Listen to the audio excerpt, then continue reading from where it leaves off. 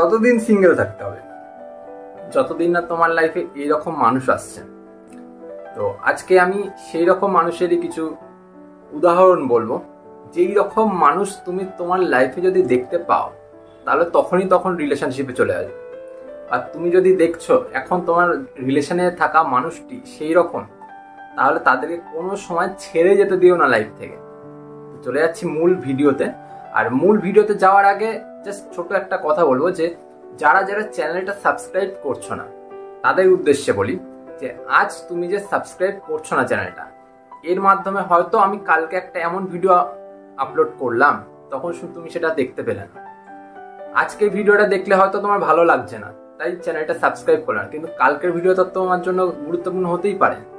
চ্যানেলটা সাবস্ক্রাইব করে রাখো, তাহলে কি যে যখন তোমার কোনো প্রবলেম হবে সেই প্রবলেমে আমি হেল্পের জন্য থাকবো, প্লাস আমার যে ভিডিওগুলি চ্যানেলে অনেক ভিডিও আছে সেখান থেকেও তুমি হেল্প পেতে পারো। তো অবশ্যই চ্যানেলটা সাবস্ক্রাইব করো। চলে যাচ্ছি মূল ভিডিওতে, দেখে নাও পয়েন্টগুলি আর মিলিয়ে নাও তোমাদের ভালোবাসার মানুষ।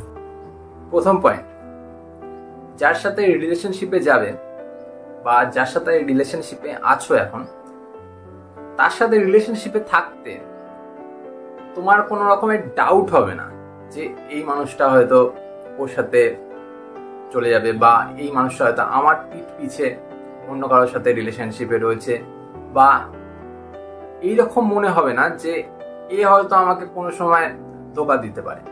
তো সেই মানুষের সাথে অবশ্যই তোমার থাকতে হবে।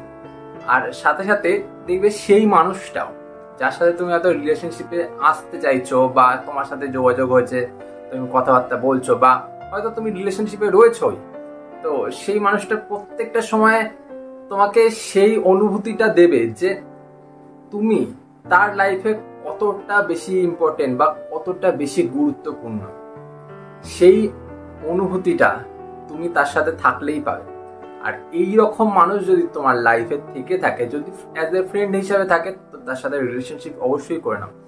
যদি তুমি তার সাথে রিলেশনশিপে গেছো, তো সেই মানুষটাকে কোনোদিন এমন হয় না যাতে যে তার সাথে রাগারাগি হয়ে ছেড়ে চলে গেল বা তাকে তুমি ভুল বুঝে নিলে, এইরকম করতে দিও না।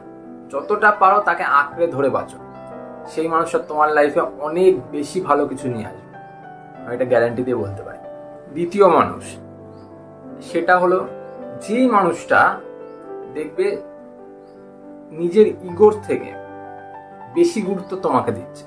সে যদি তোমার বন্ধু হয়, সে যদি তোমার এখন রিলেশনশিপে থাকা মানুষটা হয়, যেই হোক, সে এমনই বিহেভিয়ার করবে যে তার ইগো, তাকে সে সেটা বাড়িতে রেখে আসবে। সব পরিষ্কার কথা, যখন তোমার সাথে কথা বলবে তখন সে ইগো নিয়ে কোনো কথাবার্তা বলবে না, তার কাছে ইগোর কোনো দামই থাকবে না, তুমি বেশি দামি হবে তার কাছে। এইরকম মানুষ যদি তোমার লাইফে থাকে যে তার কাছে ইগোর কোনো দামই নেই, তোমার সাথে সে ইগো দিয়ে মেশেই না, তাহলে সেই মানুষটা তোমার লাইফে সব থেকে গুরুত্বপূর্ণ মানুষ। এই মানুষটাকে কোনো সময় ছাড়ার কথা ভাববেই না। এই মানুষটাকে যতটা পারো আগলে রাখার চেষ্টা করো, যে এর মধ্যে যাতে কোনো আঁচ না আসে। বোঝা গেল? যার মধ্যে ইগো থাকবে না সেই মানুষটা কিন্তু সবচেয়ে ভালো মানুষ, আমি বলে দিলাম এটা। 3 নম্বর পয়েন্ট, সেটা হচ্ছে বিহেভিয়ার। বিহেভিয়ারটা খুব গুরুত্বপূর্ণ। কারণ কেন বলতো, যে এমন এমন সময় দেখা যায় যে রিলেশনশিপে কিছুদিন চলার পর না মানুষের বিহেভিয়ারটা চেঞ্জ হয়ে যায়। কোনো সময় এমন হয় যে খুব খারাপ বিহেভিয়ার করে দিচ্ছে। এমন মানুষ তোমার সাথে থাকতে হবে যেই মানুষের কিভাবে কথা বলতে হয় সেটা তোমাকে কোনো সময় শিখিয়ে দিতে হবে না, যে তুমি তোমার বিহেভিয়ার ঠিক করো, তুমি কিন্তু খারাপ বিহেভিয়ার করছো, তুমি আমাকে ভুল বলছো, বা তুমি আমাকে অসভ্যতামি করছো, বা কথা খারাপ বলছো। এইরকম কথা কোনো সময় তোমাকে বলতে হবে না, বা তোমাকে তাকে মনে করিয়ে দিতে হবে না। সে তোমার রেসপেক্টটা সবসময় আগে দিতে জানবে।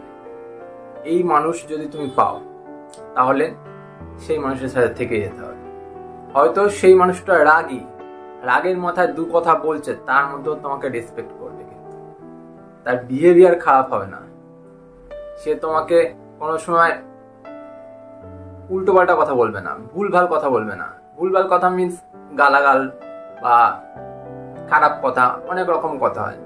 সে রেগে গেলেও তোমাকে রেসপেক্ট করবে, বা সে তো রাগের মাথায় কথা বলে দিল, পরেক্ষণে সে তোমাকে সরি বলবে। তার ইগোটা তার কাছে কিন্তু বেশি হয়ে দাঁড়াবে না সেই সময়। সে তোমাকে সরি বলে দেবে, হ্যাঁ আমি ভুল করেছি, ঠিক আছে, বা আমার তখন বলাটা ভুল হয়নি, বা আমি তোমাকে এরকম বলতে চাই না, তুমি এমন কিছু করো যার জন্য আমি বলে ফেলি, এইগুলো বলবে, বুঝতে পারলে? তো এইরকম মানুষ থেকে কোনো সময় ছেড়ে যেতে দিও না, এই মানুষগুলো খুব দামি। 4 নম্বর পয়েন্ট, এমন কিছু মানুষ আছে যার সাথে থাকলে দেখবে তোমার যদি কোনো একটা ম্যাটার বোরিংও লাগে, বা তুমি এমন একটা জায়গায় গেছো সেটা বোর লাগছে নিজেকে, বা ঘুরে বেড়াচ্ছ বোরিং ফিল হচ্ছে, কিন্তু সেই মানুষটা যদি তোমার সাথে থাকে না, তাহলে মনে হবে যে এই এই জায়গাটা ফান লাগবে, মানে আমার মজা লাগবে, বা সেই জায়গাটা যদি বোরিংও হয় আমি সেই জায়গাটা থেকে মজা করে নিতে পারবো।